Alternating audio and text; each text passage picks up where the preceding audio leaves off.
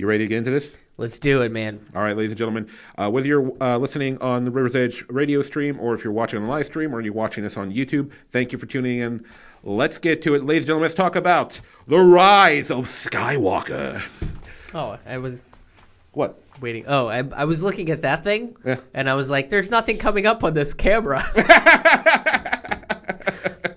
Look upon my monitor for when I control everything. I know. I'm the I emperor. feel like I didn't time it right, but I was like, what's happening? I control everything from this keyboard. Anyway, so we're not going to get into spoilers. This is going to be spoiler free at this point. Spoiler-free, okay, When we, all right. if you're watching on the live stream or the radio, I will announce when we get into spoilers. But we're going to keep saying spoiler free. We talked we were talking just a little bit after the movie. Yeah. So Yeah. your general feeling is you thought it was fine. I thought it was fine. Okay.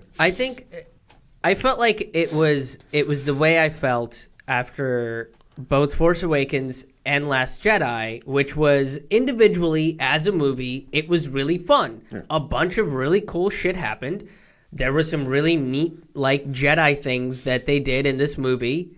But I feel like all three movies just feel like one individual little thing that don't really build up to an arc. You know, like I feel like with Rise of Skywalker, they set up a bunch of stuff and then they were like, oh yeah, we never really tried to build an epic story, so let's just try to do all of it in one movie. And I kind of feel like that's what Rise of Skywalker's is that they tried to do all of this epic shit in just one movie. Yeah, that is definitely. I mean, I'm a little more positive about the film than you are, which I get I get where you're coming from totally. But yeah, I think the biggest flaw for this film, if we're gonna get to the flaws first, yes. without going into spoilers, is this film. You can tell that the people behind the scenes, J.J. Abrams, the producers, the writers, Kathleen Kennedy, definitely. Yeah. The way they put together this film, the script, and all that was. We need to make up for the problems of the last two films. We need to answer questions that have not been answered that the fan base wants, or we need to give better explanations of what's been going on. And I think that's what's holding this film down. And I probably was because, and even though I think the pacing was actually pretty good, the film is like a friggin' roller coaster. It doesn't really stop, and that's because you have to fit all this extra stuff in it to satisfy the fan base. And I get it. There are a lot of people who are not the toxic fans. I think like every fandom has their toxic fans, but the Star Wars, the toxic members of the Star Wars fandom have been coming out a lot these past several years. So I don't give a damn if they're satisfied. But there are people who are like, I didn't like it, but I don't hate anybody, and those people, they want to make those people happy. None of the characters in the movie, like, I felt like they were. I cared about them more specifically in this movie than I did in any other movie, right? Like, in Force Awakens, you don't really have a personal connection, except Kylo Ren. I kind of didn't like Kylo Ren from the get-go, but even then, like, in this movie, I kind of gave a shit about him because you just developed the characters a lot better in this movie than you did in any of the other movies. You know what it did kind of feel like to me? What? Age of Ultron. Age of Ultron is another movie that's just like go, go, go, go, go. Yeah. And you get very little reprieve to kind of catch your breath. And I think they were trying to fit a lot of things to kind of move the franchise forward with Age of Ultron. That's kind of what I felt like with Rise of Skywalker, is that they tried to fit so much. They were just kind of like, let's just keep going and never stop. Well, yeah. I mean, like I said, yes, it's so much going on. But at least there are things where it's like we do have setup and payoff for a lot of things. Yes. Like once again, I can't go into spoilers, but there's certain things with the things from the previous films that people are like questioning about, but they use it to better effect in this one.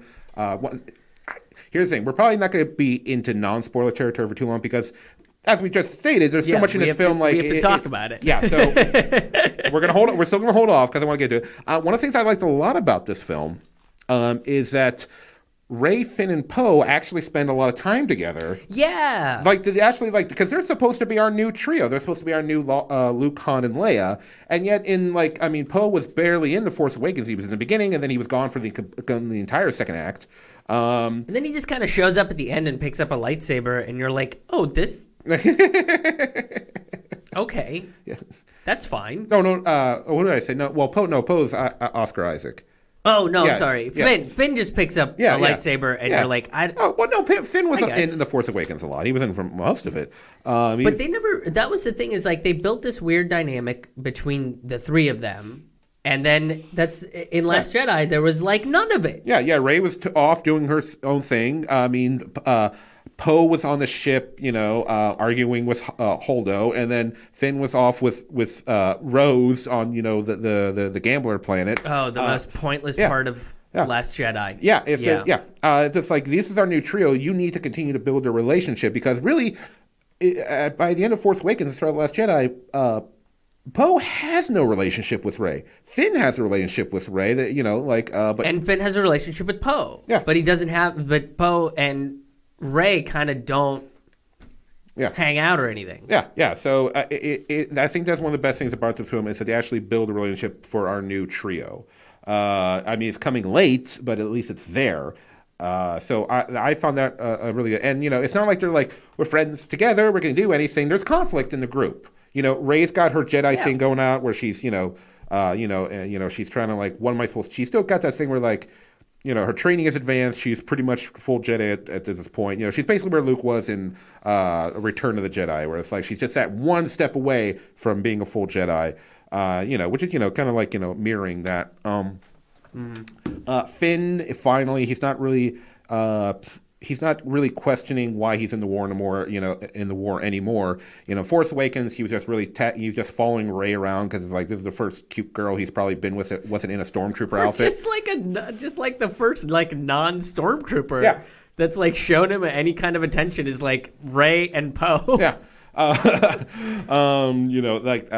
Poe's like, and Poe, he's actually continuing on from The Last Jedi, where it's like, in a sense where it's like he's growing up and he's got to find his place in what's left in the, I know it's called the Resistance. I'm probably going to keep calling it the Rebellion. I'm not even going to worry about slipping. Rebellion. It's whatever. I mean, the concept is the same thing. Yeah.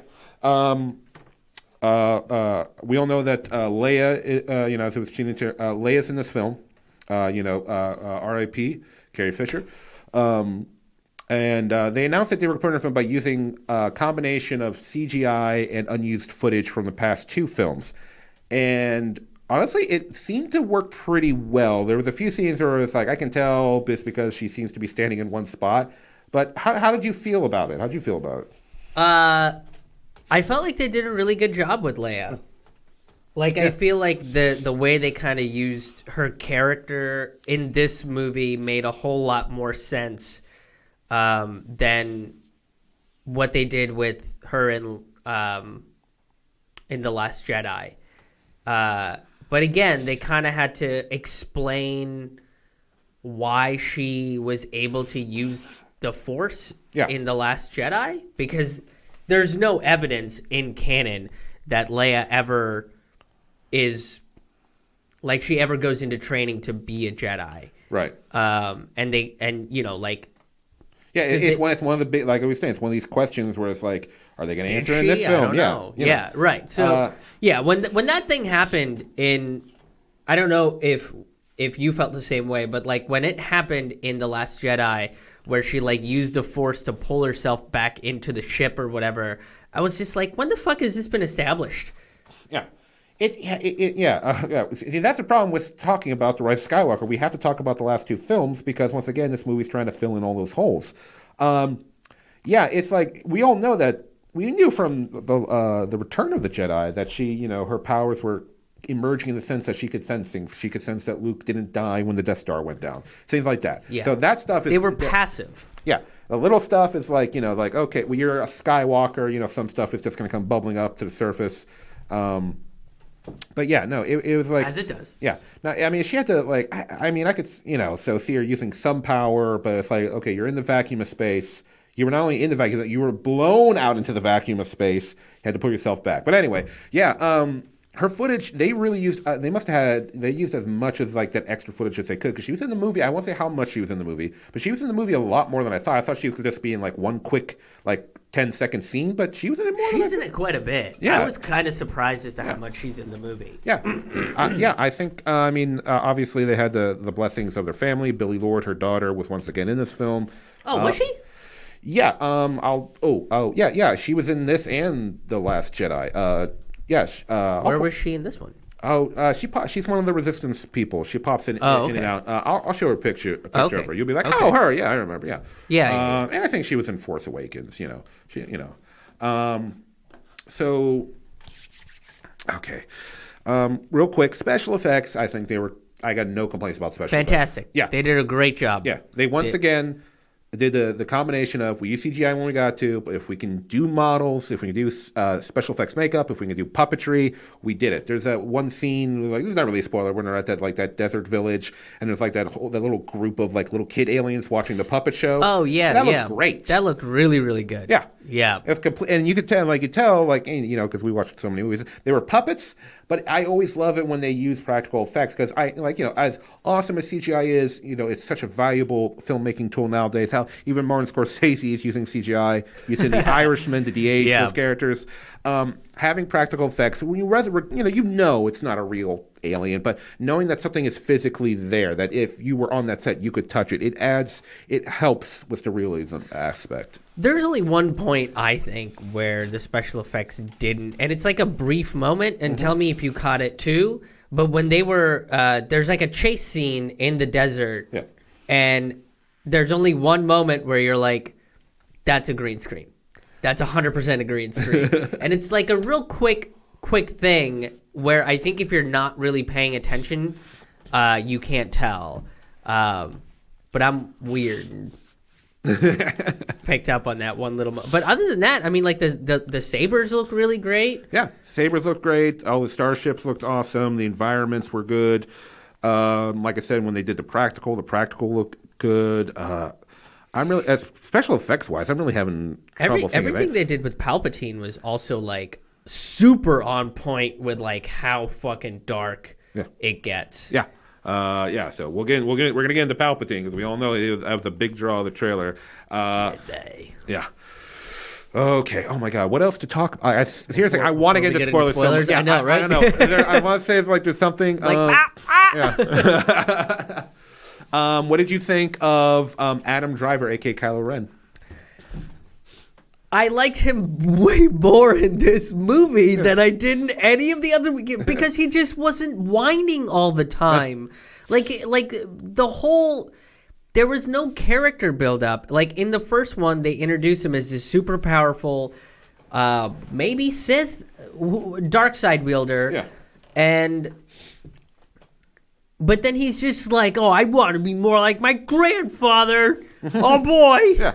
Oh, he was a Darth Vader fanboy, Yeah, and it was just like, okay. And then in the next movie, he's like, oh man, if I was really like my grandfather. It's like, is there more to this person? Because I feel like there's more to this person, and nobody is writing about like there was so much more development, so much more depth. Yeah.